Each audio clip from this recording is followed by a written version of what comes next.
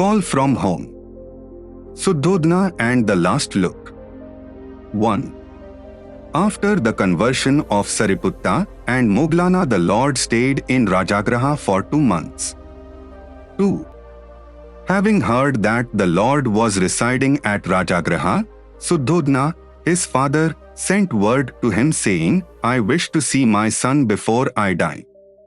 Others have had the benefit of his doctrine, but not his father nor his relatives. 3. The man with whom the message was sent was Kaludayan, the son of one of the courtiers of Suddhodana. 4. And the messenger on arrival said, O world-honored Tathagat, your father looks for your coming, as the lily longs for the rising of the sun. 5. The Blessed One consented to the request of his father and set out on the journey to his father's house accompanied by a large number of his disciples. 6. The Lord journeyed by slow stages. But Kaludayan went ahead of him to inform Suddhodana that the Blessed One was coming and was on his way. 7. Soon the tidings spread in the Sakya country. Prince Siddharth, who wandered forth from home into homelessness to obtain enlightenment, having attained his purpose, is coming home to Kapilavatsu. This was on the lips of everyone. 8. Suddhodana and Mahaprajpati went out with their relatives and ministers to meet their son. When they saw their son from afar, they were struck with his beauty and dignity and his luster, and they rejoiced in their heart, but they could find no words to utter. 9. This indeed was their son, these were the features of Siddharth. How near was the great Samana to their heart, and yet what a distance lay between them. That noble Muni was no longer Siddharth their son, he was now the Buddha, the Blessed One, the Holy One, Lord of Truth and Teacher of mankind. 10. Suddhodana, considering the religious dignity of their son, descended from the chariot and having saluted him first, said, It is now 7 years since we saw you. How we have longed for this moment. 11. Then the Buddha took a seat opposite his father, and the king eagerly gazed at his son. He longed to call him by his name, but he dared not. Siddharth, he exclaimed silently in his heart, Siddharth, come back to your old father and be his son again. But seeing the determination of his son, he suppressed his sentiments. Desolation overcame him and Mahaprajpati. 12. Thus the father sat face to face with his son, rejoicing in his sadness and sad in his rejoicing. Well may he be proud of his son, but his pride broke down at the idea that his great son would never be his heir. 13. I would offer thee my kingdom, said the king, but if I did, thou wouldst account it but as ashes. 14. And the Lord said, I know that the king's heart is full of love, and that for his son's sake he feels deep grief. But let the ties of love that bind you to the son whom you lost embrace with equal kindness all your fellow beings, and you will receive in his place a greater one than your son Siddharth. You will receive one who is the teacher of truth, the preacher of righteousness, and the bringer of peace and of nirvana will enter into your heart. 15. Suddhodana trembled with joy when he heard the melodious words of his son, the Buddha, and clasping his hands, exclaimed with tears in his eyes, Wonderful is the change. The overwhelming sorrow has passed away. At first my sorrowing heart was heavy, but now I reap the fruit of your great renunciation. It was right that, moved by your mighty sympathy, you should reject the pleasures of power and achieve your noble purpose in religious devotion. Having found the path, you can now preach your Dhamma to all that yearn for deliverance. 16. Suddhodana returned to his house while the Buddha remained in the grove with his companions. 17. The next morning the blessed Lord took his bowl and set out to beg for his food in Kapilavatsu. 18. And the news spread, Siddharth is going from house to house to receive alms in the city where he used to ride in a chariot attended by his retinue. His robe is like a red cloud, and he holds in his hand an earthen ball. 19. On hearing the strange rumor, Suddhodana went forth in great haste and exclaimed, "Why do you disgrace me thus? Do you not know that I can easily supply you and your bhikkhus with food?" 20.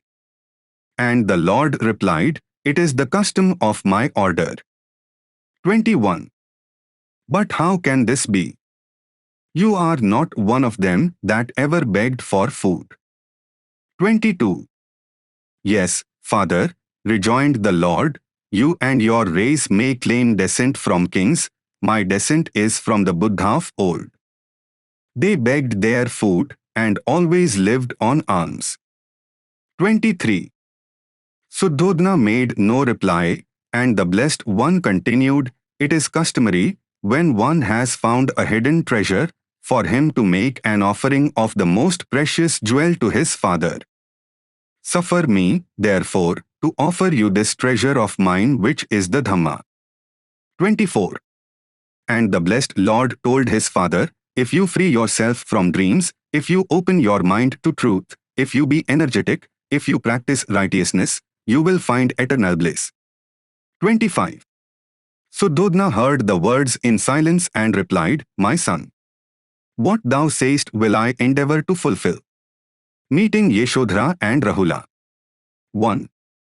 Then Suddhodana conducted the blessed Lord into his house, and all the members of the family greeted him with great reverence. 2. But Yashodhara, the mother of Rahula, did not make her appearance. Suddhodana sent for Yashodhara, but she replied, surely, if I am deserving of any regard, Siddhartha will come and see me. 3. The Blessed One, having greeted all his relatives and friends, asked, where is Yashodhara? And on being informed that she had refused to come, he rose straightway and went to her apartment. 4.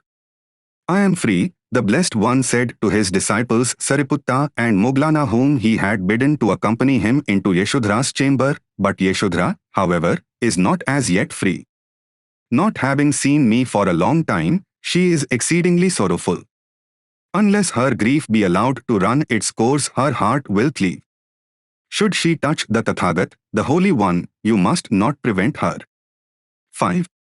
Yashodhara sat in her room in deep reflection.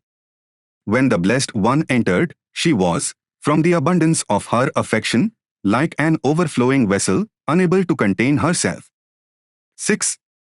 Forgetting that the man whom she loved was Buddha, the Lord of the world, the preacher of truth, she held him by his feet and wept bitterly. 7. Remembering, however, that Suddhodana was present, she felt ashamed and rose up, sitting herself reverently at a little distance. 8. Suddhodana apologized for Yashodhara, saying, this arises from her deep affection and is more than a temporary emotion. During the 7 years that she has lost her husband, when she heard that Siddharth had shaved his head, she did likewise. When she heard that he had left off the use of perfumes and ornaments, she also refused their use. Like her husband, she has eaten at appointed times from an earthen ball only. 9. If this is more than a temporary emotion, it is not for want of courage. 10. And the Blessed One spoke to Yashodhara, telling of her great merits and the great courage she showed when he took Parivraja. Her purity, her gentleness, her devotion had been invaluable to him as a bodhisattva when he aspired to the highest aim of mankind to attain enlightenment. This, then, was her karma, and it was the result of great merits. 11. Her grief had been unspeakable, and the glory that surrounded her spiritual inheritance increased by her noble attitude during her life and had made her a unique person. 12. Then Yashodhara dressed Rahula, now 7 years old, in all the splendor of a prince, and said to him, 13. This holy man, whose appearance is so glorious that he looks like the great Brahma, is your father. He possesses great mines of wealth which I have not yet seen. Go to him and entreat him to put you in the possession thereof, for the son ought to inherit the property of the father. 14. Rahula replied, Who is my father? I know of no father but Suddhodana. 15. Yashodhara took the boy in her arms, and from the window she pointed out to the Lord, who happened to be near, partaking of food among the bhikkhus, informing him that he was his father and not Suddhodana. 16. Rahula then went to him, and looking up in his face, said without fear and with much affection, 17. Aren't thou my father? And standing near by him, he added, O Samana, even your shadow is full of bliss. The Blessed One remained silent. 18. When the Tathagat had finished his repast, he gave blessings and went away from the palace, but Rahula followed and asked him for his inheritance. 19. No one prevented the boy, nor did the Blessed One himself. 20. Then the Blessed One turned to Sariputta, saying, My son asks for his inheritance. I cannot give him perishable treasures that will bring cares and sorrows, but I can give him the inheritance of a holy life, which is a treasure that will not perish. 21. Addressing Rahula with earnestness, the Blessed One said, Gold and silver and jewels have I none. But if you are willing to receive spiritual treasures, and are strong to carry them and to keep them, I have plenty. My spiritual treasure is the path of righteousness. Do you desire to be admitted to the brotherhood of those who devote their life to the culture of the mind, seeking for the highest bliss attainable? 22. And Rahula replied with firmness, I do. 23. When Suddhodana heard that Rahula had joined the brotherhood of the bhikkhus, he was greatly grieved. Reception by the Sakyas. 1. On his return to the country of the Sakyas, the Lord found his countrymen divided into two camps, one in favor and the other against him. 2. This recalled to his mind the old clash of opinion that took place in the Sakya Sangh when the issue of war between the Sakyas and Kolyas was fought, and in which he had played so prominent a part. 3. Those against him refused even now to do obeisance to him and to recognize his greatness. Those for him had already decided to dedicate a son per household to form a retinue for him. These now decided to enter the order and set out with the Lord on his return to Rajagraha. 4. Among the families which had decided to dedicate a son there was the family of Amitodana. 5. Amitodana had two sons. One was Anuruddha, who had been very delicately nurtured, and the other Mahanama. 6. And Mahanama went to Anuruddha, saying, Either do you renounce the world, or I will do so. And Anuruddha replied, I am delicate. It is impossible for me to go forth from the household life into the homeless state. You do so. 7. But come now, dear Anuruddha, I will tell you what is incident to the household life. First, you have to get your fields plowed. When that is done, you have to get them sown. When that is done, you have to get the water led down over them. When that is done, you have to get the water led off again. When that is done, you have to get the seeds pulled up. When that is done, you have to get the crop reaped. When that is done, you have to get the crop carried away. When that is done, you have to get it arranged into bundles. When that is done, you have to get it trodden out. When that is done, you have to get the straw picked out. When that is done, you have to get the chaff removed. When that is done, you have to get it winnowed. When that is done, you have to get the harvest garnered. When that is done, you have to do just the same next year, and the same all over again the year after that. 8. The work is never over, one sees not the end of one's labor. Oh, when shall our work be over? When shall we see the end of our labors? When shall we, still possessing and retaining the pleasures of our five senses, yet dwell at rest. Yes, the work, dear Anuruddha, is never over, no end appears to our labors. 9. Then do you take thought for the household duties? I will go forth from the household life into the houseless state, said Anuruddha. 10. And Anuruddha, the Sakyan, went to his mother and said to her, I want, mother, to go forth from the household life into the houseless state. Grant me thy permission to do so. 11. And when he had thus spoken, his mother replied to Anuruddha, the Sakyan, saying, You too, dear Anuruddha, are my two sons, near and dear to me, in whom I find no evil. Through death I shall some day, against my will, be separated from you, but how can I be willing, whilst you are still alive, that you should go forth from the household life into the houseless state? 12. And a second time Anuruddha made the same request and received the same reply. And a third time Anuruddha made the same request to his mother. 13. Now at that time Bhaddiya, the Sakyan Raja, held rule over the Sakyans, and he was a friend of Anuruddha.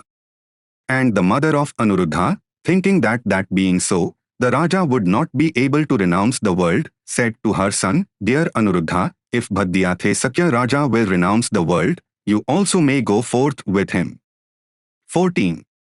Then Anuruddha went to Bhaddiya and said to him, My renunciation of the world, dear friend, is being obstructed by you. 15. Then let that obstruction, dear friend, be removed. I am with you. Renounce the world according to your wish. 16. Come, dear friend, let us both renounce the world together. 17. I am not capable, dear friend, of giving up the household life. Whatsoever else you can ask of me, that will I do. Do you go forth alone, said Bhaddiya. 18. Mother, dear friend, has told me that if you do so, I may. And you have even now declared, if your renunciation be obstructed by me, then let that obstruction be removed. Even with you will I renounce the world according to your wish. Come then, dear friend, let us both renounce the world. 19. And Bhaddiya, the Sakyan Raja, said to Anuruddha, Wait, my friend, for 7 years. At the end of 7 years, we will renounce the world together. 20. 7 years are too long, dear friend. I am not able to wait for 7 years. 21. Bhaddiya reduced the offer to 6 years, and so on down to 1 year, to 7 months, and so on down to 1 month, and a fortnight. To each offer Anuruddha replied, Too long a time to wait. 22. Then the Raja says, Wait, my friend, for 7 days, whilst I hand over the kingdom to my sons and my brothers. 23. 7 days is not too long. I will wait thus far, was the reply. 24. So Bhaddiya the Sakyan Raja and Anuruddha and Ananda and Bhagu and Kimbila and Devdatta, just as they had so often previously gone out to the pleasure ground with fourfold array, even so did they now go out with fourfold array, and Upli, the barber, went with them, making 7 in all. 25. And when they had gone some distance, they sent their retinue back and crossed over into the neighboring district and took off their fine things and wrapped them in their robes, and made a bundle of them, and said to Upli the barber, Do you now, good Upli, turn back to Kapilavatsu. These things will be sufficient for you to live upon. We will go and join the Blessed One. And so they went ahead. 26. They went on, and Upli parted company for the purpose of going back home. Last attempt to make him a householder. 1. Suddhodana wept bitterly at the thought of his son going away never to be seen again. 2. Then Suddhodana spoke to his counselor and his family priest and asked them if they could go and persuade his son to stay back and join the family. 3. The family priest, accompanied by the counselor, in obedience to the wishes of the king, went and overtook him on the way. 4. They paid him honor as was fitting, and having obtained his permission, sat down near him. 5. The family priest addressed the Lord as he sat at the foot of the tree. 6. O prince, consider for a moment the feelings of the king with his eyes raining tears with the arrow of thy separation plunged into his heart. He has asked you to come back home. It is then only that he can die peacefully. 7. I know that thy resolve is fixed upon religion, and I am convinced that this purpose of thine is unchanging, but I am consumed with a flame of anguish like fire at thy going into this homeless state. 8. Come, thou who lovest duty, abandon this purpose for the sake of duty. 9. Enjoy for a while the sovereignty of the earth. Thou shalt go to the forest at the time provided by the Sastras. Do not show disregard for thy unhappy kindred. Compassion for all creatures is the true religion. 10. Religion is not wrought out only in the forests. The salvation of ascetics can be accomplished even in a city. Thought and effort are the true means. The forest and the badge are only a coward's signs. 11. The king of the Sakyas is drowned in a deep sea of sorrow, full of waves of trouble, springing from thee. Do thou therefore deliver him who is helpless and protectorless like an ox drowning in the sea. 12. Consider also the queen, who brought thee up, who has not yet gone to the region inhabited by Agastya. Wilt thou not take some heed of her, who ceaselessly grieves like a cow that has lost her calf? 13. Surely thou wilt succor thy wife by the sight of thee, who now mourns as a widow yet with her lord still alive, like a swan separated from her mate or a female elephant deserted in the forest by her companion. 14. The Lord, having heard the words of the family priest, reflected for a moment, knowing all the virtues of the virtuous, and then thus uttered his gentle reply. The Buddha's answer. 1. I well know the paternal tenderness of the king, especially that which he has displayed towards me, yet knowing this as I do, still alarmed at the ill and sorrow which pervades the world, I am inevitably forced to leave my kindred.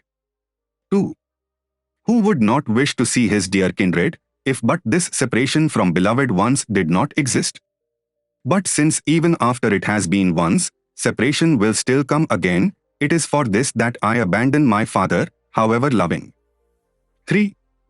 I do not, however, approve that thou shouldst think the king's grief as caused by me, when in the midst of his dream-like unions, he is afflicted by thoughts of separations in the future. 4. Thus let thy thoughts settle into certainty, having seen the multiform in its various developments, neither a son nor kindred is the cause of sorrow, this sorrow is caused only by ignorance. 5. Since parting is inevitably fixed in the course of time for all beings, just as for travelers who have joined company on a road, what wise man would cherish sorrow when he loses his kindred, even though he loves them? 6. Leaving his kindred in another world, he departs hither, and having stolen away from them here, he goes forth once more, having gone thither, he goes elsewhere also. Such is the lot of mankind. What consideration can the liberated have for them? 7. Since from the moment of leaving the womb death is a characteristic adjunct, why, in thy affection for thy son, hast thou called my departure to the forest ill-timed? 8. There may be an ill time in one's attaining a worldly object. Time indeed is described as inseparably connected with all things. Time drags the world into all its various times, but all time suits a bliss which is really worthy of praise. 9. That the king should wish to surrender to me his kingdom, this is a noble thought, well worthy of a father, but it would be as improper for me to accept it, as for a sick man through greed to accept unwholesome food. 10. How can it be right for the wise to enter royalty, the home of illusion, where are found anxiety, passion, and weariness, and the violation of all right through another's service? 11.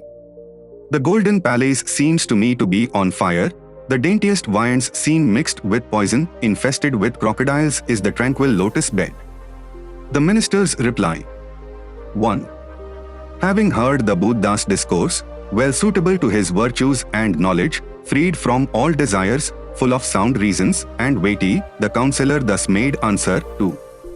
This resolve of thine is an excellent counsel, not unfit in itself but only unfit at the present time. It could not be thy duty, loving duty as thou dost, to leave thy father in his old age to sorrow. 3. Surely thy mind is not very penetrating, or it is ill-skilled in examining duty, wealth, and pleasure, when for the sake of an unseen result thou departest disregarding a visible end. 4. Again some say that there is another birth, others with confident assertion say that there is not, since then the matter is all in doubt, it is right to enjoy the good fortune which comes into thy hand. 5. If there is any activity hereafter, we will enjoy ourselves in it as may offer, or if there is no activity beyond this life, then there is an assured liberation to all the world without any effort. 6. Some say there is a future life, but they do not allow the possibility of liberation, as fire is hot by nature and water liquid, so they hold that there is a special nature in our power of action. 7. Some maintain that all things arise from inherent properties, both good and evil and existence and non-existence, and since all this world thus arises spontaneously, therefore also all effort of ours is vain. 8. Since the action of the senses is fixed, and so to the agreeableness or the disagreeableness of outward objects, then for that which is united to old age and pains, what effort can avail to alter it? Does it not all arise spontaneously? 9. The fire becomes quenched by water, and fire causes water to evaporate, and different elements, united in a body, producing unity, bear up the world. 10. That the nature of the embryo in the womb is produced as composed of hands, feet, belly, back, and head, and that it is also united with the soul, the wise declare that all this comes of itself spontaneously. 11. Who causes the sharpness of the thorn? Or the various natures of beasts and birds? All this has arisen spontaneously, there is no acting from desire, how then can there be such a thing as will? 12. Others say that creation comes from Isvara, what need then is there of the effort of the conscious soul? That which is the cause of the action of the world, is also determined as the cause of its ceasing to act. 13. Some say that the coming into being and the destruction of being are alike caused by the soul, but they say that coming into being arises without effort, while the attainment of liberation is by effort. 14. A man discharges his debt to his ancestors by begetting offspring, to the saints by sacred lore, to the gods by sacrifices. He is born with these three debts upon him. Whoever has liberation, from these, he indeed has liberation. 15. Thus by this series of rules the wise promise liberation to him who uses effort, but however ready for effort with all their energy, those who seek liberation will find weariness. 16. Therefore, gentle youth, if thou hast a love for liberation, follow rightly the prescribed rule, thus wilt thou thyself attain to it, and the king's grief will come to an end. 17. And as for thy meditations on the evils of life ending in thy return from the forest to thy home, let not the thought of this trouble thee, my son, those in old time also have returned from the forests to their houses. He mentioned Ambarish Drinkesha, Rama and others. The Buddha's determination. 1. Then having heard the affectionate and loyal words of the minister, who was as the eye of the king, firm in his resolve, the king's son made his answer, with nothing omitted or displaced, neither tedious nor hasty. 2. This doubt whether anything exists or not, is not to be solved for me by another's words. Having determined the truth by asceticism or quietism, I will myself grasp whatever is the truth concerning it. 3. It is not for me to accept a theory which depends on the unknown and is all controverted and which involves 100 prepossessions. What wise man would go by another's belief? Mankind is like the blind directed in darkness by the blind. 4. But even though I cannot discern the truth yet still, if good and evil are doubted, let one's mind be set on the good, even a toil in vain is to be chosen by him whose soul is good. 5. But having seen that this sacred tradition is uncertain, know that that only is right which has been uttered by the trustworthy, and know that trustworthiness means the absence of faults. he who is without faults will not utter an untruth. 6. And as for what thou saidst to me in regard to my returning home, the examples you give are no authority, for in determining duty, how canst thou quote as authorities those who have broken their vows? 7. Even the sun therefore may fall to the earth, even the mountain Himavat may lose its firmness, but never could I return to my home as a man of the world, with my senses only alert for external objects. 8. I would enter the blazing fire, but not my house with my purpose unfulfilled. Rising up in accordance with his resolve full of disinterestedness, he went his way. 9.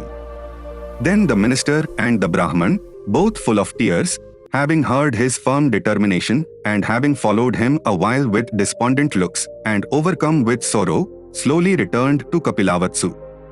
10. Through their love for the prince and their devotion to the king they returned, and often stopped looking back.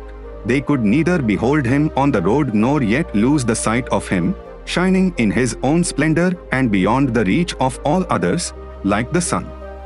11.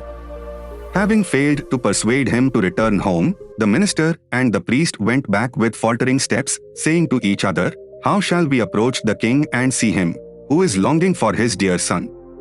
Campaign for conversion resumed.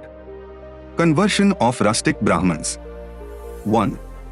At the back of the Giridharakutta mountains, near Rajagriha, there was a village of some 70 or so families, all of them Brahmins. 2. The Buddha, wishing to convert these people, came to the place and sat down under a tree. 3.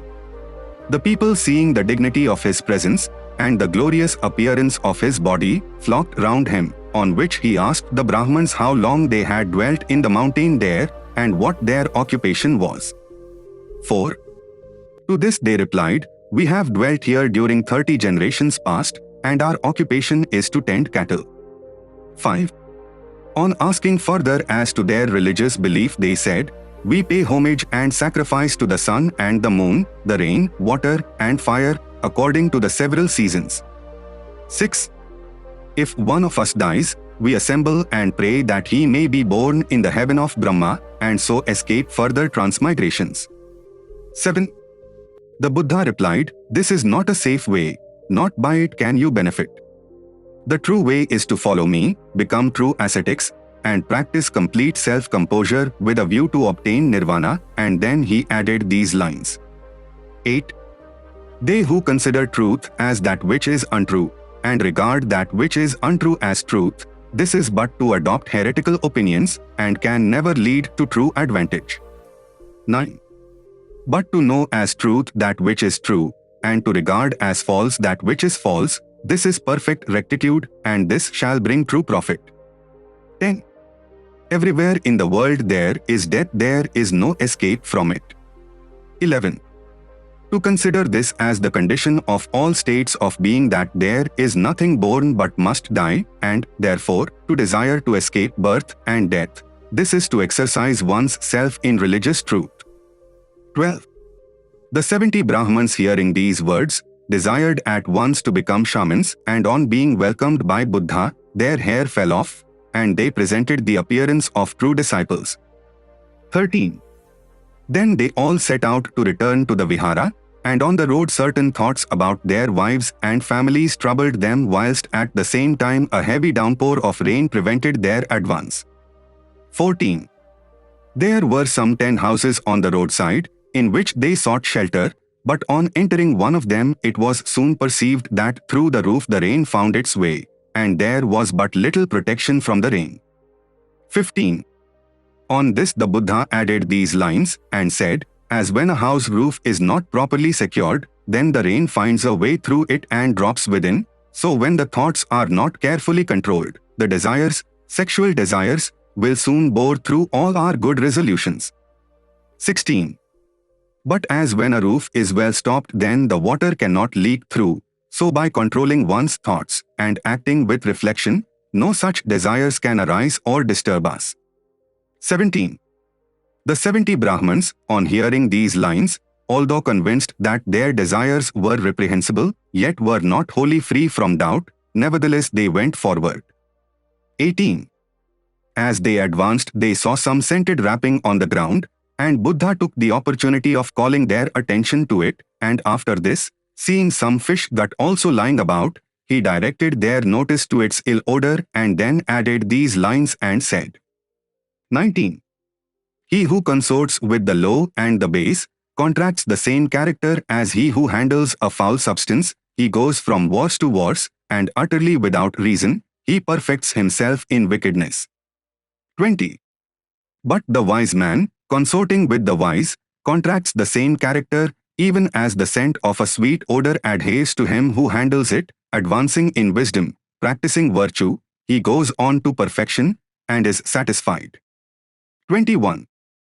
The 70 Brahmins, hearing these verses, convinced that their desire to return home and enjoy personal indulgence was the evil taint that adhered to them, cast off such thoughts, and, going forward, came to the vihara and finally obtained the condition of aratas.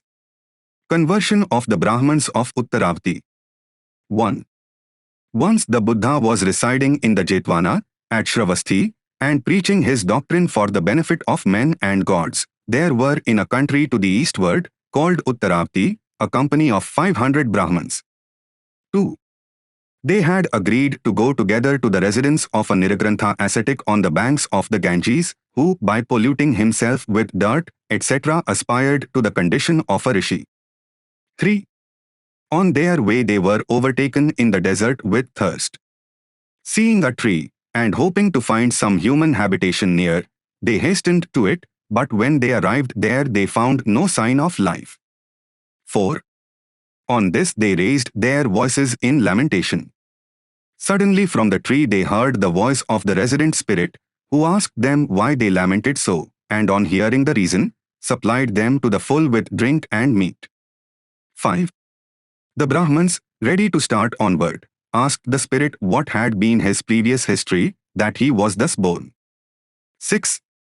On which he explained that having gone to the assembly of priests in Shravasti when Sudatta had bestowed the garden on the Buddha, he had remained all night listening to the law Dhamma, and having filled his drinking cup with water as he went, had bestowed it in charity among the priests.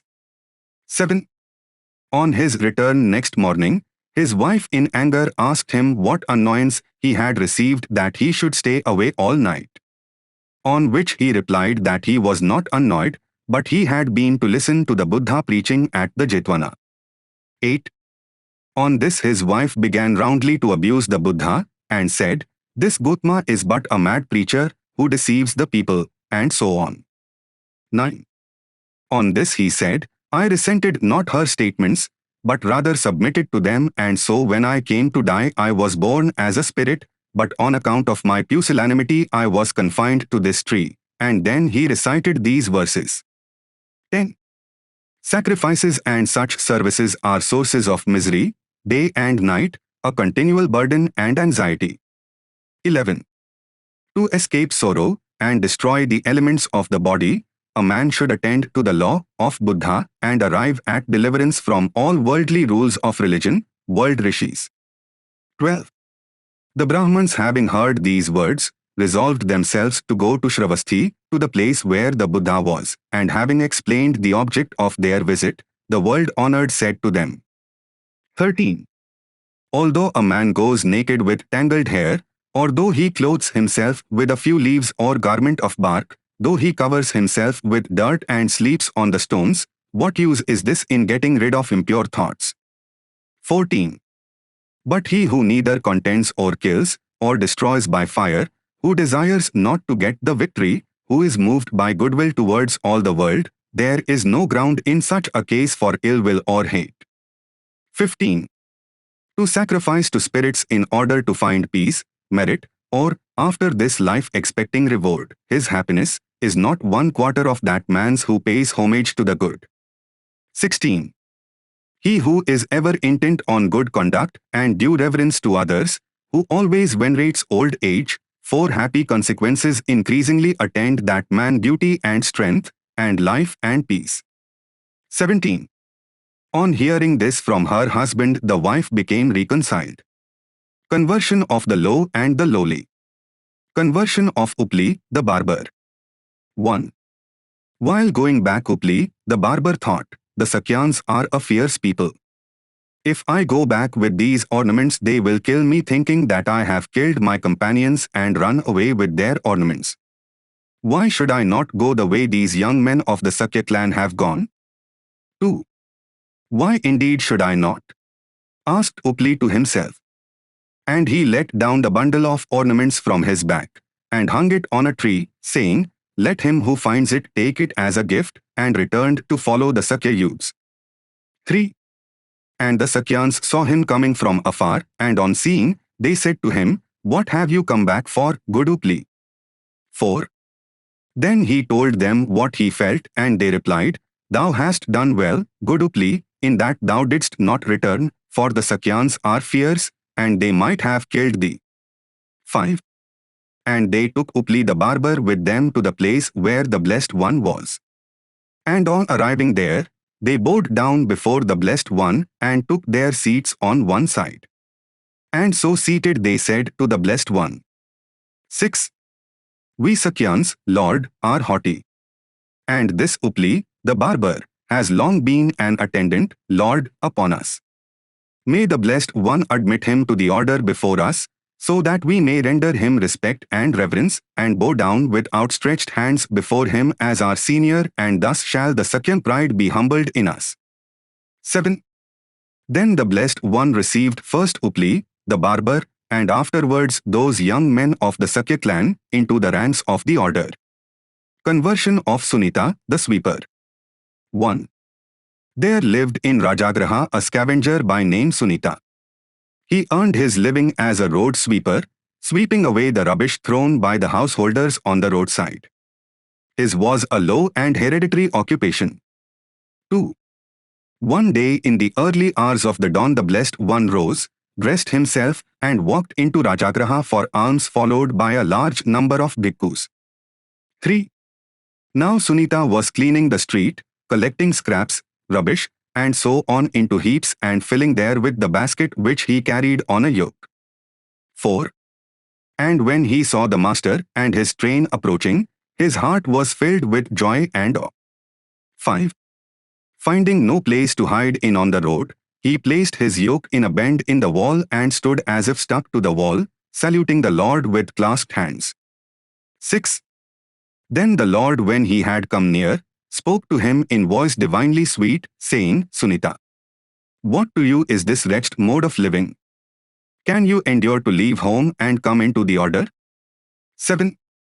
And Sunita, experiencing the rapture of one who has been sprinkled with ambrosia, said, if even such as the Exalted One may in this life take orders, why should I not?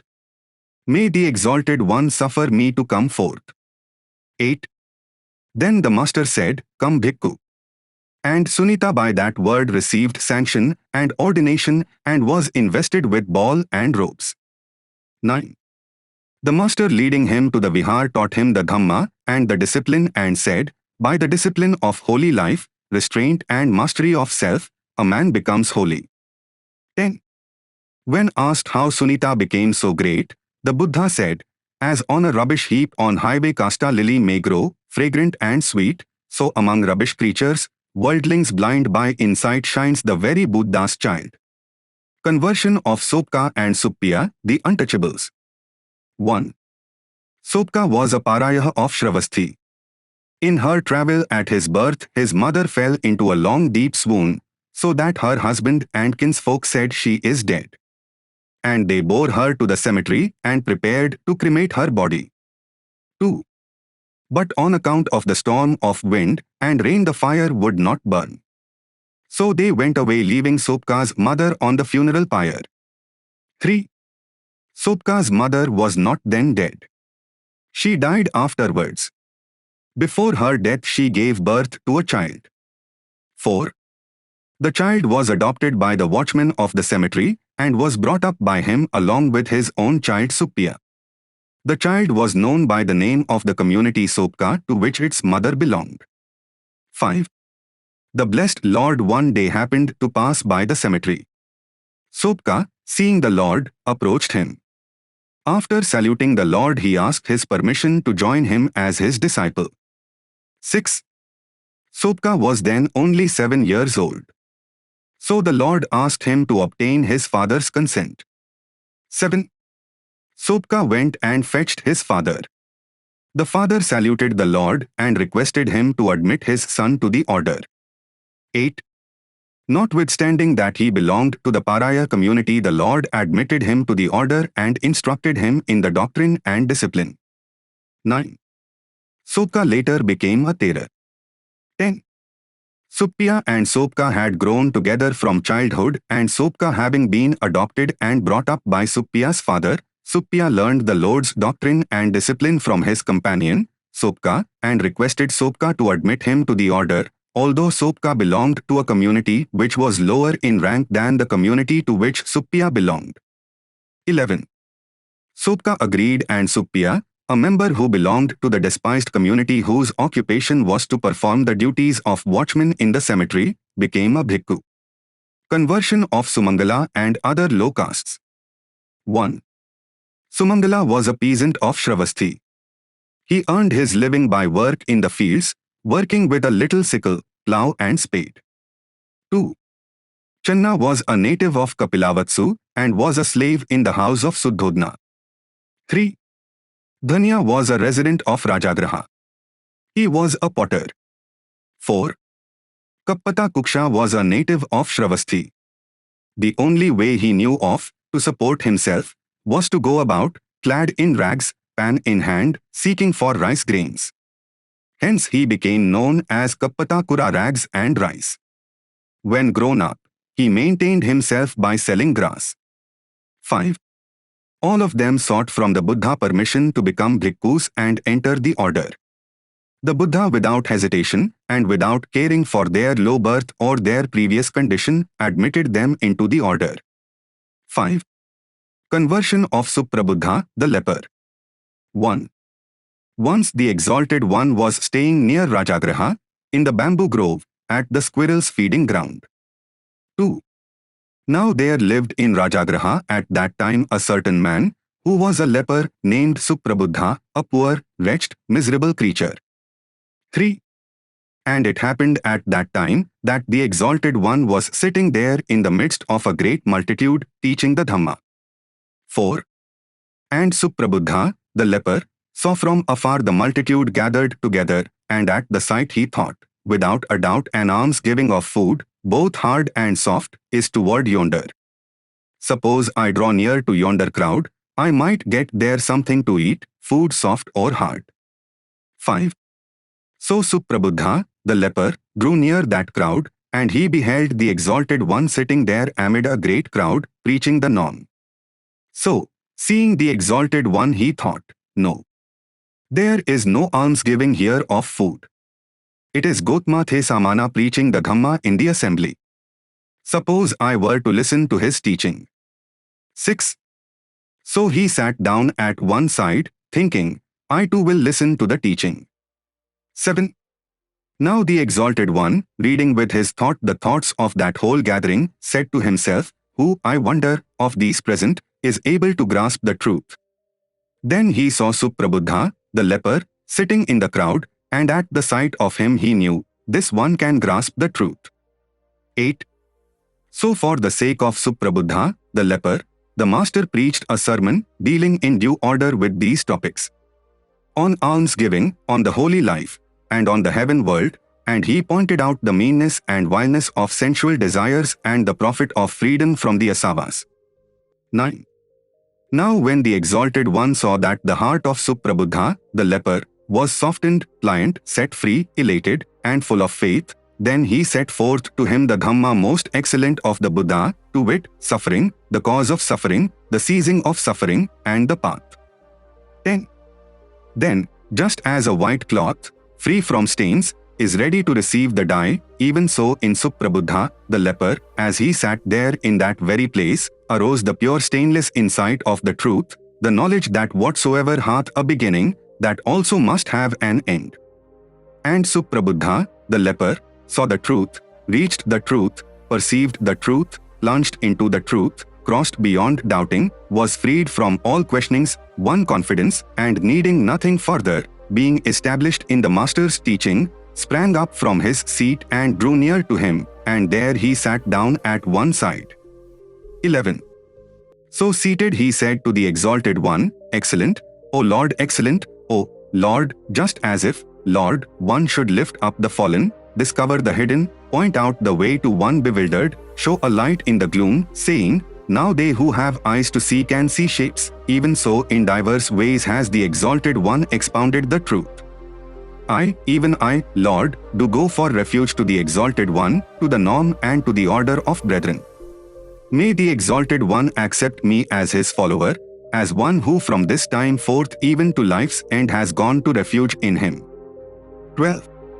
Thereupon Suprabuddha, the leper, being taught, established, roused, and made happy by the Exalted One's pious talk, praised and welcomed his words, gave thanks and rose up from his seat, saluted the Exalted One by the right, and went away.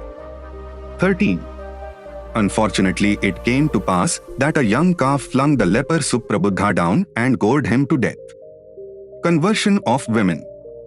Conversion of Mahaprajapati Gotami and Yeshudhara and her companions. 1.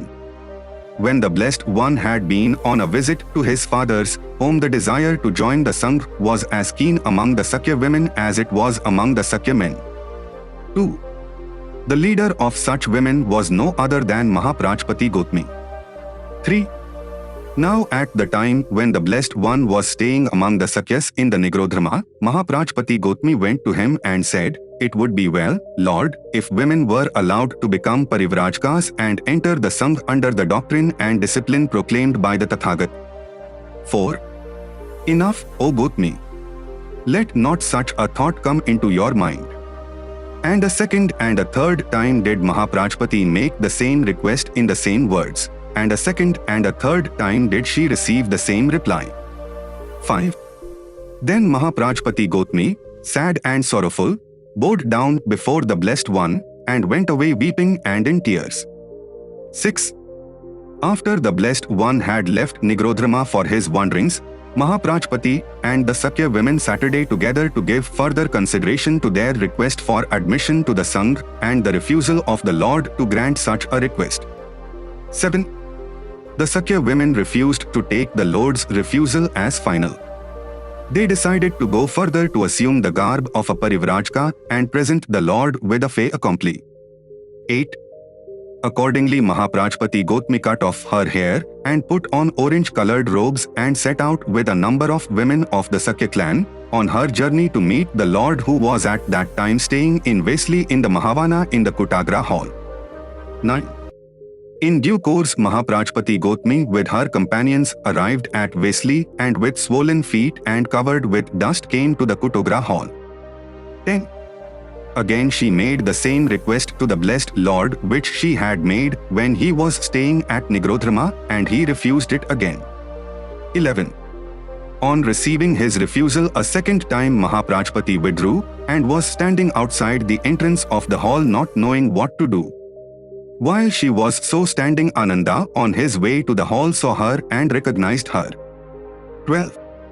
He then asked Mahaprajapati, Why standest thou there, outside the porch, with swollen feet, covered with dust, and sorrowful, weeping and in tears? Inasmuch, O Ananda, as the Lord, the Blessed One, does not permit women to renounce their homes and enter the homeless state under the doctrine and discipline proclaimed by the Tathagat, said Mahaprajapati. 13. Then did the Venerable Ananda go up to the place where the Blessed One was, and bowed down before the Blessed One, and take his seat on one side. And so sitting, the Venerable Ananda said to the Blessed One, Behold, Lord, Mahaprajapati Gotami is standing outside under the entrance porch, with swollen feet covered with dust, sad and sorrowful, weeping and in tears, inasmuch as the Blessed One does not permit women to renounce their homes and enter the homeless state under the doctrine and discipline proclaimed by the Blessed One. It were well, Lord, if women were to have permission granted to them to do as she desires. 14. Has not Mahaprajapati proved herself of great service to the Blessed One, when as aunt and nurse she nourished him and gave him milk, and on the death of his mother suckled the Blessed One at her own breast? It were, therefore, well, Lord, that women should have permission to go forth from the household life and enter the homeless state, under the doctrine and discipline proclaimed by the Tathagat. 15. Enough, Ananda. Let it not, please, that women should be allowed to do so. A second time and a third time did Ananda make the same request, in the same words, and received the same reply. 16. Then the Venerable Ananda asked the Blessed One, what can be the ground, Lord, for your refusal to allow women to take parivraja? 17. The Lord knows that the Brahmins hold that the Shudras and women cannot reach moksha, salvation, because they are unclean and inferior. They do therefore not allow Shudras and women to take parivraja. Does the Blessed One hold the same view as the Brahmins? 18. Has not the Blessed One allowed the Shudras to take parivraja and join the Sangh in the same way he has done to the Brahmins? What is the ground, Lord, for treating women differently? 19. Does the Blessed One hold that women are not capable of reaching Nibbana under the doctrine and discipline proclaimed by the Blessed One? 20. The Blessed One replied, Ananda, do not misunderstand me. I hold that women are as much capable as men in the matter of reaching Nibbana. Ananda, do not misunderstand me, I am not an upholder of the doctrine of sex inequality. My rejection of Mahaprajapati's request is not based on sex inequality. It is based on practical grounds. 21. I am happy, Lord, to know the real reason. But must the Lord refuse her request because of practical difficulties? Would not such an act bring the Dhamma into discredit and make it open to the charge of upholding sex inequality? Could not the Lord devise some rules to get over such practical difficulties by which the Lord is worried? 22. Well, Ananda, I grant if Mahaprajapati insists that women must be allowed to take parivraja under the doctrine and discipline proclaimed by me. But it shall be subject to 8 conditions. Let Mahaprajapati Gotami take upon herself the responsibility of enforcing the 8 chief rules. That will be her initiation. 23. Then the Venerable Ananda, when he learnt from the Blessed One these 8 chief rules, went to Mahaprajapati Gotami and told her all that the Blessed One had said. 24. Just, Ananda, as a man or a woman, when young and of tender years, accustomed to adorn himself, would, when he had bathed his head, receive with both hands a garland of lotus flowers, or of jasmine flowers or of stimuka flowers, and place it on the top of his head, even so do I, Ananda, take upon me these 8 chief rules, never to be transgressed during my lifelong, said Mahaprajapati to Ananda. 25. Then the Venerable Ananda returned to the Blessed One, and bowed down before him, and took his seat on one side. And so sitting, the Venerable Ananda said to the Blessed One, Mahaprajapati Gotami, Lord, has taken upon herself the responsibility for the enforcement of the 8 chief rules, she may therefore be regarded as having received the Upsampada initiation, entry into the Sangha. 26. Now Mahaprajapati received ordination, and 500 Sakya ladies who had come with her were also ordained at the same time. Thus ordained great Prajapati came before the Master, and saluting him, stood on one side, and the Blessed One taught her the Dhamma, the doctrine and the discipline. 27. The other 500 bhikkhunis were instructed by Nandaka, one of the disciples of the Blessed One. 28. Among the Sakya women who became bhikkhunis along with Mahaprajapati was Yashodhara. After her initiation she came to be known as Bhaddakachkana. Conversion of Prakriti, Achandalika. 1. Once the Blessed Lord was living in Shravasti, in the Jetwana Arma of Anathpindika. 2. It so happened that Ananda, his disciple, had gone into the city to beg for alms. After eating his food, Ananda was going to the river for drinking water. 3. He saw a girl on the river bank filling her pot. Ananda asked her to give him some water. 4. The girl, whose name was Prakriti, refused, saying she was a Chandalika. 5. Ananda said, I am concerned with water. I am not concerned with your caste. The girl then gave him some water from her pot. 6. Thereafter Ananda left for Jetwana. The girl followed him and saw where he was staying and found that his name was Ananda and that he was a follower of the Buddha. 7. On returning home she told her mother Matangi what had happened and falling on the ground started weeping. 8. The mother asked for the cause of her weeping. The girl told the whole story and said, "If you wish to marry me, I can only marry Ananda. I will not marry anybody else." 9. The mother started on an inquiry. On return she told the girl that such a marriage was impossible for Ananda was under a vow of celibacy. 10. On hearing this news the girl was filled with extreme sorrow and gave up food. She was not prepared to take things as though it was a decree of fate. So she said, "Mother, you know the art of sorcery, don't you? Why don't you employ it to achieve our purpose?" The mother said, "I will see what can be done." 11. Matangi invited Ananda to her house for a meal. The girl became very happy. Matangi then told Ananda that her daughter was very anxious to marry him. Ananda replied, "I am vowed to be celibate and therefore I cannot marry any woman." 12. If you do not marry my daughter, she will commit suicide, so attached she is to you, Matangi told Ananda. But I cannot help, replied Ananda. 13. Matangi went inside and told her daughter that Ananda refused to marry her. 14. The girl cried, "Mother, where is your sorcery?" The mother said, "My sorcery cannot win against the Tathagat." 15. The girl shouted and said, "Close the door and do not allow him to go out. I shall see that he becomes my husband this very night." 16. The mother did what the girl wanted her to do. As night fell, the mother brought in the room a bed. The girl, dressed in her best, stepped in. But Ananda remained unmoved. 17. The mother at last used her sorcery. As a result, a fire broke out in the room. The mother then held Ananda by his clothes and said, "If you will not agree to marry my daughter, I will throw you in this fire." However, Ananda did not yield, and the mother and the daughter, feeling helpless, left him free. 18. Ananda on his return told the blessed Lord all that had happened. 19. On the second day the girl came to Jetwana in search of Ananda. Ananda was going out for alms. Ananda saw her and wanted to avoid her. But the girl followed him wherever he went. 20. When Ananda returned to Jetwana, he found the girl waiting at the door of his vihar. 21. Ananda told the Blessed One how the girl was pursuing him. The Blessed One sent for her. 22. When the girl appeared before him, the Blessed One asked her why she was pursuing Ananda.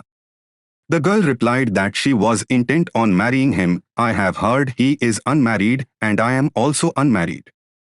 23. The Bhagavan said, "Ananda is a bhikkhu and he has no hair on his head. If you can get yourself clean shaven, I shall see what could be done." 24. The girl replied, "I am prepared for it." The Bhagavan said, "You must get your mother's permission for undergoing tonsure." 25. The girl returned to her mother and said, "Mother, I have achieved what you failed to achieve.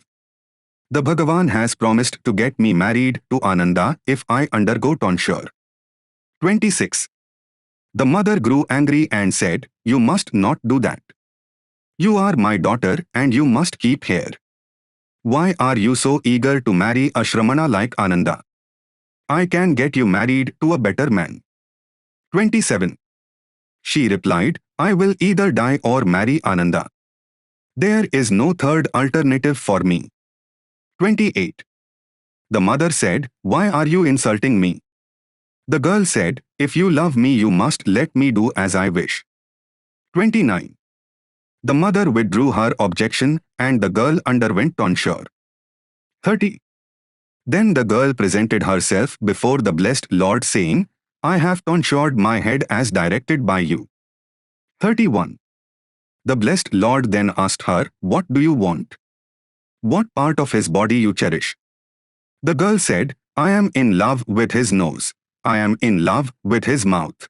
I am in love with his ears. I am in love with his voice. I am in love with his eyes, and I am in love with his gait." 32. The blessed Lord then said to the girl, "Do you know that the eyes are the home of tears, the nose is the home of dirt, the mouth is the home of spit, the ear is the home of dirt, and the body is the container of dung and urine?" 33. When men and women come together, they procreate children. But where there is birth, there is death also. Where there is death, there is sorrow also. My dear girl, what are you going to get by marrying Ananda? I do not know. 34. The girl began to cogitate and agreed that there was no purpose in her marriage with Ananda on which she was so intent, and she told the blessed Lord accordingly. 35. After saluting the blessed Lord, the girl said, "Owing to ignorance, I was going in pursuit of Ananda. My mind is now enlightened. I am like a sailor whose ship after a mishap has reached the other bank. I am like an unprotected aged person who has found protection. I am like the blind who has got new sight. The blessed Lord, by his wise words of advice, has awakened me from my sleep." 36. Blessed art thou, Prakriti, for though you are a Chandalika, you will be a model for noblemen and noblewomen. You are of low caste, but Brahmins will learn a lesson from you. Swerve not from the path of justice and righteousness, and you will outshine the royal glory of queens on the throne. 37. The marriage having failed, the only course for her was to join the Bhikkhuni Sangh. 38. Having expressed her wish, she was admitted into it, though she belonged to the lowest class. Conversion of the fallen and the criminals. Conversion of a vagabond. 1. There was in olden times a certain disorderly person living in Rajagraha, who neither reverenced his parents nor paid respect to his superiors, but always had resort to sacrifice and worship of the sun and moon and fire when he went wrong, hoping thereby to get merit and feel happy in himself. 2. But notwithstanding all his bodily exercises, in worship and offerings, he found no peace, even after 3 years' incessant perseverance. 3. He at length resolved to go to Shravasti to inquire of the Buddha. Arrived there, and seeing the glory of his person, he fell down at his feet and said how he was pleased. 4. Then the Lord explained the folly of animal sacrifice and the uselessness of all such exercises where the heart was untouched and where there was no final reverence or dutiful behavior to those to whom it belonged, and in conclusion recited certain gathas, which resplendent with glory, lit up the place and all the surrounding country with the brightness of his presence. 5. On this, the villagers, and especially the parents of the children, came near to worship him. 6. On seeing the parents and hearing their account of the children, Buddha smiled and recited these gathas. 7. The great man is entirely free from covetous desire. He dwells in a place of light, himself enlightened. Although perchance he meets with sorrow, he rejoices. Without consternation, he exhibits his wisdom. 8. The wise man, Bhadra, concerns himself with no worldly business. He desires neither wealth, children, or possessions, land, always carefully observing the precepts, and walking in the way of supreme wisdom. He hankers not after strange doctrine, or wealth or honor. 9. The wise man, knowing the character of instability, as a tree in the midst of sand, uses every effort to change his friend whose mind is unfixed, and to bring him back from impurity to virtue, purity. Conversion of Angulimala, the robber. 1. There was, in the realm of Pasindi, king of Kosala, a robber named Angulimala, a ruffian whose hands were red with blood, who was always killing and wounding, and showed no mercy to any living creature. Because of him, what had been villages were villages no more, what had been townships were townships no more, and what had been countryside was countryside no more. 2.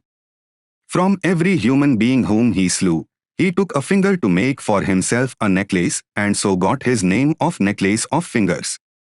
3. Once when the Lord was staying in Shravasti in Jita's grove, he had heard of the ravages committed by the robber Angulimala. The blessed Lord decided to convert him into a righteous man.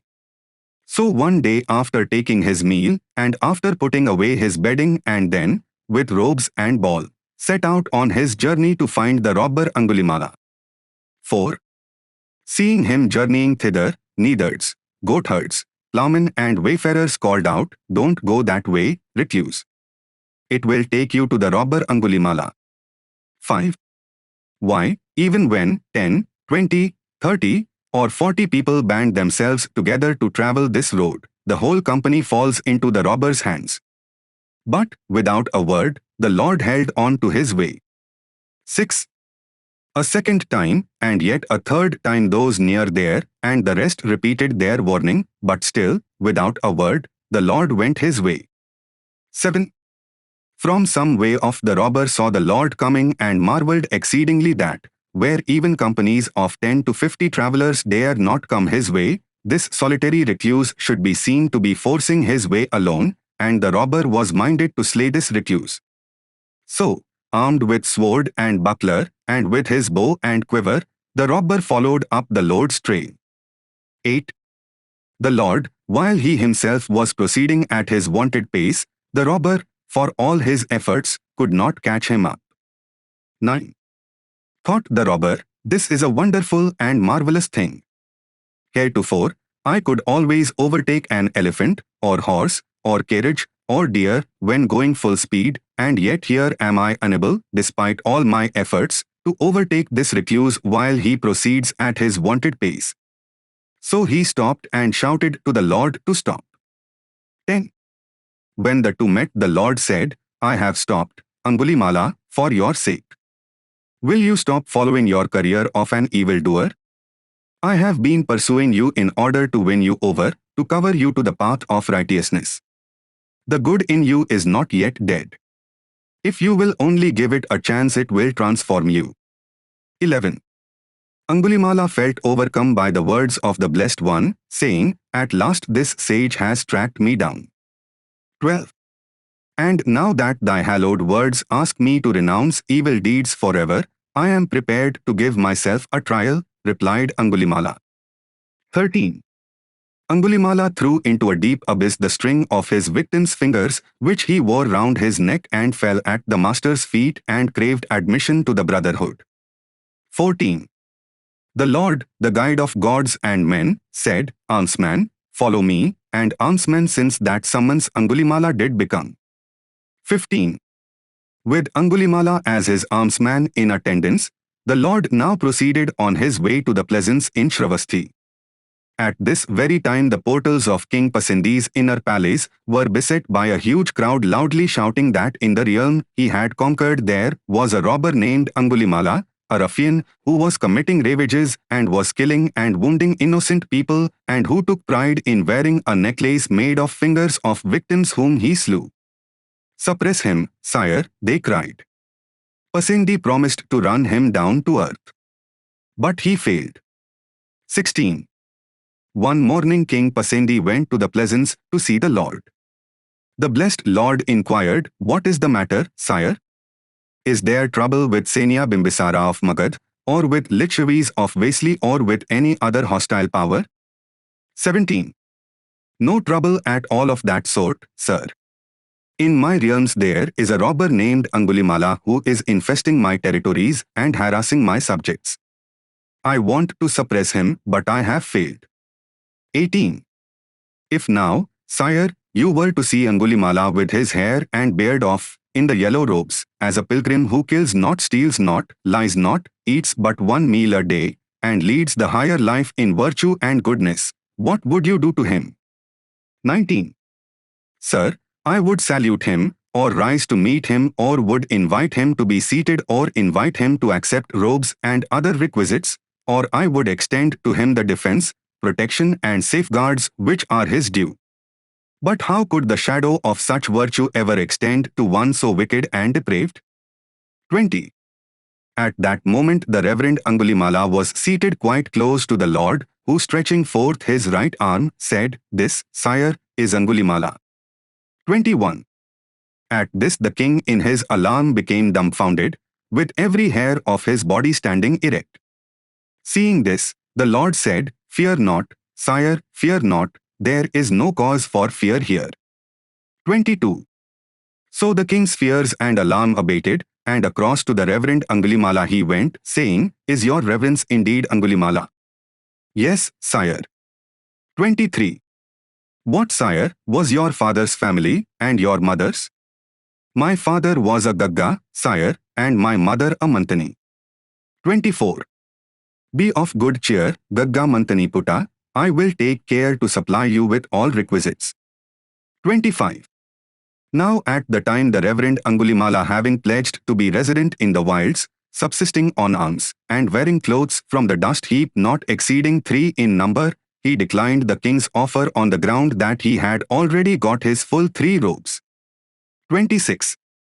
Then the king went across to the Lord, and after salutations seated himself to the one side, saying, "It is wonderful, sir, it is marvelous, what a tamer of the untamed the Lord is, how he quells the unquelled, and how he calms the uncalmed. Here is one whom I could not subdue with cudgel and sword, but without either cudgel or sword the Lord has subdued him.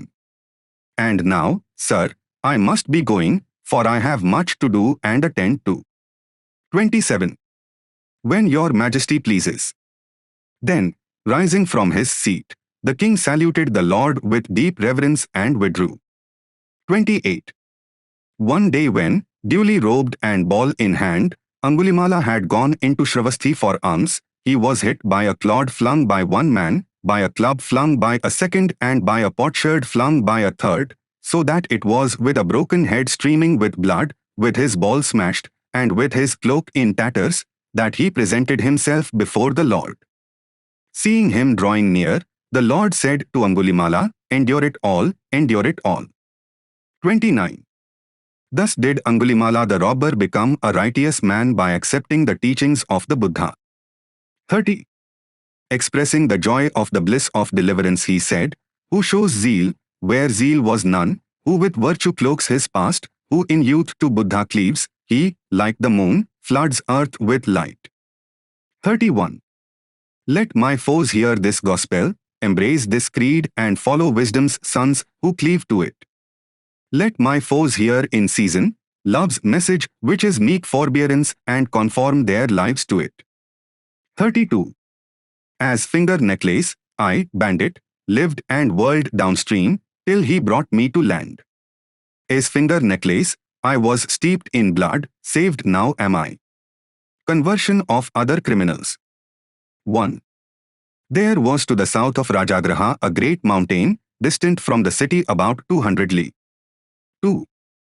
Through this mountain there was a pass, deep and lonely, through which the road to South India lay. 3. 500 robbers had taken up their abode in this defile, who used to murder and rob all travelers that passed that way. 4. The king had vainly sent his forces to capture them, but they always escaped. 5.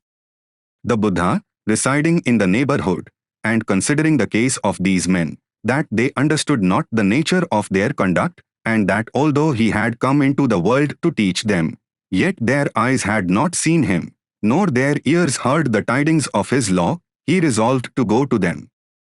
6.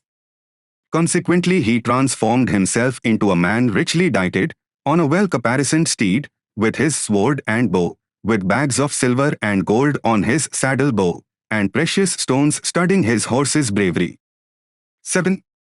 On entering the defile loud neighed his steed. On hearing the sound the 500 robbers started up, and spying the traveller, exclaimed, "Never have we had such a prospect of booty, let us be up, and capture him." 8. So they proceeded to surround the traveller, with a view to prevent his escape, but on seeing him they fell on the ground.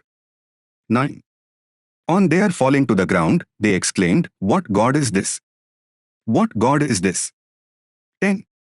On this the traveller began to explain that such hurts and pains as they give and receive were trivial compared with the pain caused by the sorrow that rules the world, and the wounds of unbelief and doubt, and that not but the wisdom resulting from earnest attention, hearing, to the scriptures could heal such wounds, and then he added these words and said, 11. There is no painful wound so bad as sorrow, no piercing arrow so sharp as folly. Nothing can remedy these but an earnest attention to religious instruction. From this the blind receive sight, the deluded are enlightened. 12. Men are guided and led by this, as eyes, given to them without eyes. 13. This, then, is able to dispel unbelief, to remove sorrow, to impart joy. The highest wisdom is the lot of those who hear. 14. This is the title of him who has acquired the greatest merit, most to be revered. 15.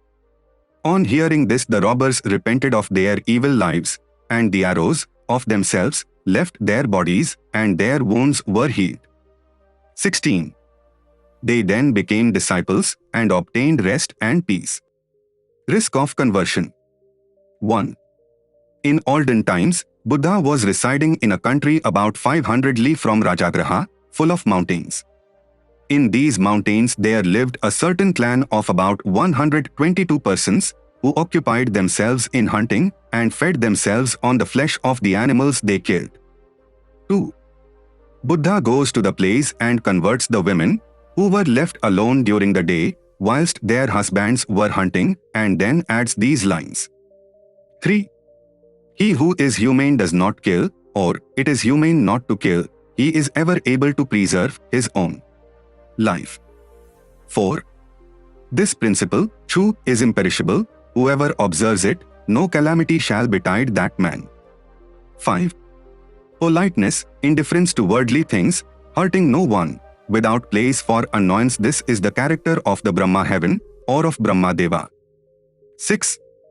Ever exercising love towards the infirm, pure, according to the teaching of Buddha, knowing when sufficient has been had, knowing when to stop. This is to escape the recurrence of birth and death. The women, having heard these words, were converted, and on the man's return, although they wished at first to kill Buddha, they were restrained by their wives, and listening to these words of love, they also were converted. 7. And then he added these lines. 8. There are 11 advantages which attend the man who practices mercifulness and is tender to all that lives. 9. His body is always in health, happy, he is blessed with peaceful sleep, and when engaged in study he is also composed. 10. He has no evil dreams, he is protected by heaven, devas, and loved by man. He is unmolested by poisonous things, and escapes the violence of war. He is unharmed by fire or water. 11. He is successful wherever he lives, and when dead goes to the heaven of Brahma. These are the 11. 12. Having uttered these words, both men and women were admitted into the company of his disciples, and obtained rest.